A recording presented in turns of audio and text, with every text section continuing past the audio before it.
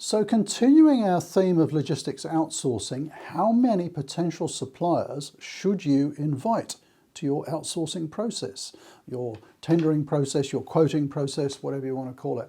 That's what we're going to be talking about this week.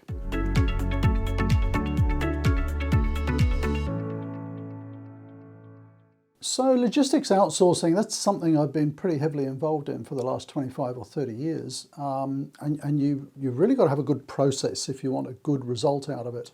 But one of the things that people often ask me is how many potential suppliers should we invite to the process? And don't get too hung up on the abbreviations. You can hear it called RFT, request for tender, RFPs, request for proposal, RFQs, request for quotation. The procurement professionals watching will say they're all a little bit different. You know, a request for a quotation is about a specific service that's being offered. A request for a proposal might be more for the suppliers to suggest how the service is going to be performed. But generally people use those terms interchangeably. RFP, RFQ, RFT. A process whereby we're going to the market to request a number of companies to provide proposals and costing and so on to carry out services for us. And in this example, or in this video, let's talk about 3PL services, warehousing and distribution. So if you watched the video last week, and we'll put the link up here. Where does it go? Here. Let's put the link up there for the video last week, which was all about how do you find the companies to invite to the process. This week we want to talk about how many should you invite. And it's a tricky question. There are a couple of extremes, and right at the end of this video, it's not going to be a long one, I'll tell you how many typically I invite. So at one end of the extreme, very often with government departments particularly, and very large corporates, they're sometimes obliged to often have an open tender where basically anybody can bid for the work. So, it might be XYZ department is requesting quotes for providing warehousing services or whatever. Closing date is whatever. You can download all the materials here, and really any company can participate in that. Okay, there can be reasons why governments have to do that. They've got to be totally impartial and open and all the rest of it. Personally, I don't think it's a particularly good process because you just get too many people involved. At the other end of the scale, you've got kind of a closed tender where people are bidding just through being invited by you. So you're going to go out to selected potential suppliers and you're going to invite them to participate and provide quotes. That's the way that I've always done it over the last 25 or 30 years. And you'll understand why as we go through this process. So through this process, and particularly for the closed tender, why we only want to invite a small group of companies, and I mentioned this on the video last week, you need to act like an informed buyer. So does an informed buyer, let's just pick something totally left field. Let's say you want to get your bathroom renovated. I've just had one done. Are you going to put an advert out there really just saying, anyone who does bathroom renovations, this is what I need, give me a quote. You're going to get hundreds of them. And it's going to be really difficult to sift through them, and you're going to get good ones and bad ones, and it's going to be really hard to differentiate or to filter out the ones that are more suitable for you and the ones that are not. You might want to say, we've got a bathroom renovation done. I want someone in this suburb. I want someone local. I want someone who does this style of bathroom renovation.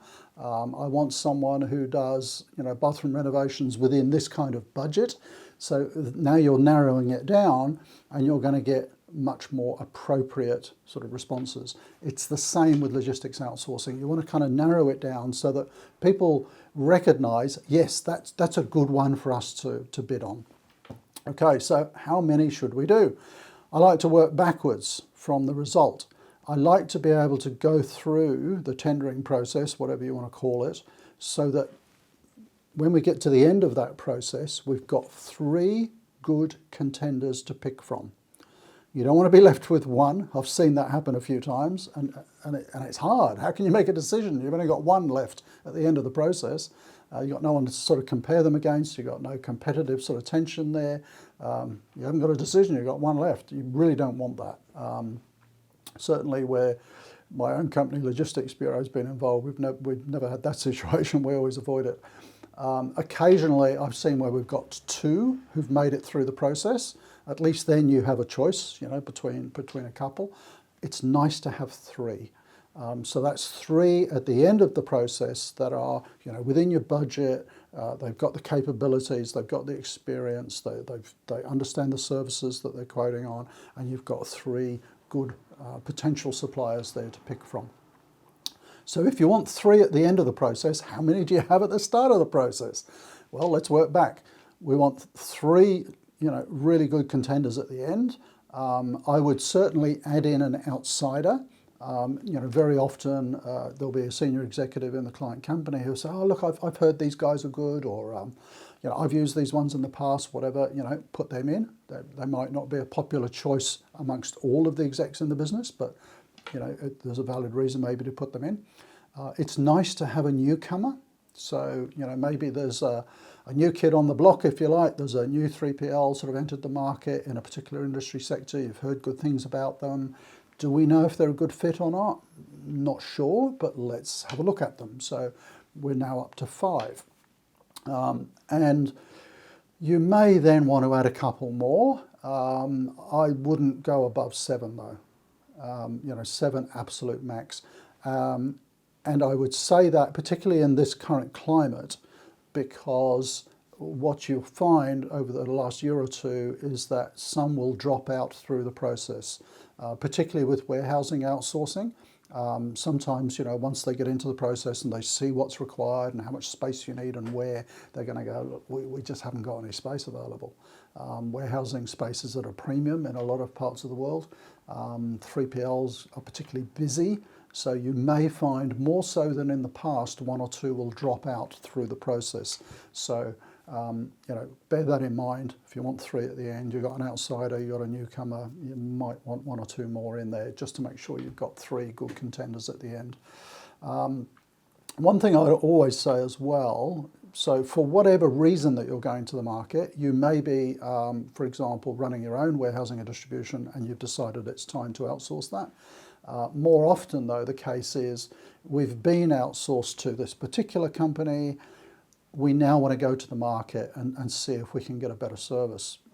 It could be because the service has been dropping off. It could be because the costs have been increasing.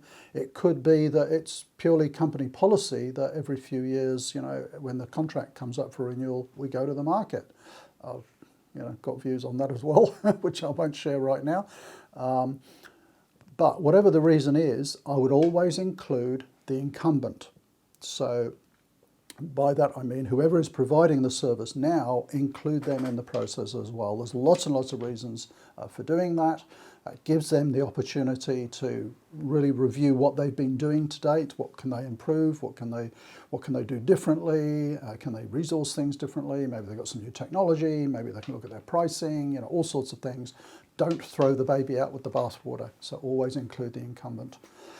Okay, so how many? I did say right at the end. I would say how many would I normally invite? 5 to get 3 at the end that are going to be good contenders. So I'm allowing for the fact that a couple might drop out. 5, generally not more. Why? It comes back to that whole thing about being an informed buyer. If you go and invite 10, 15 companies to bid for your warehousing contract, there probably isn't 10 or 15 companies that are a good match for you. And so you're demonstrating that by the fact that you don't know who they are. And you're sort of you're taking a bit of a shotgun approach. The more you invite, whether you tell them or not is up to you, how many are participating. But if those companies bidding for your contract find out that there's 10 or 15 companies participating, do you think they're going to be as keen to put in lots of effort to try and win your business? No. It's going to look like a bit of a time-wasting exercise. They've got a 1 in 15 shot of getting this contract. If you're only inviting 5 or 6, the odds are much better. The other reason to do that is that you've really got to show that you understand the market, that you understand the 3PLs that are going to be doing this work, that have the capability to do this work. And if you're inviting 3PLs that are totally unsuited, again, what are they going to think? These guys don't really know what our capabilities are, what they need. Again, you're looking like a bit of an uninformed buyer. So how many do I generally invite? 5, probably maximum. And those 5 will be 5 that the client believes can actually do the work and are well suited to them. Okay, so there we go. Don't invite a cast of thousands. It really doesn't work. We'll put a couple of links at the end of this video to other videos on this topic, which I'm sure you'll find useful. And in the description underneath the video, I'll put a link to some blog posts and things like that on the topic of outsourcing as well. So if you have any questions on logistics outsourcing, do put that in the comments down below. I'd be happy to answer those. If you've got any particular tips that you'd like to share, either from a 3PL perspective or from a client perspective, do share that as well. And do you think 5 or 6 is the right number to invite for a tendering process? Love to hear your thoughts. Bye for now, and see you next week.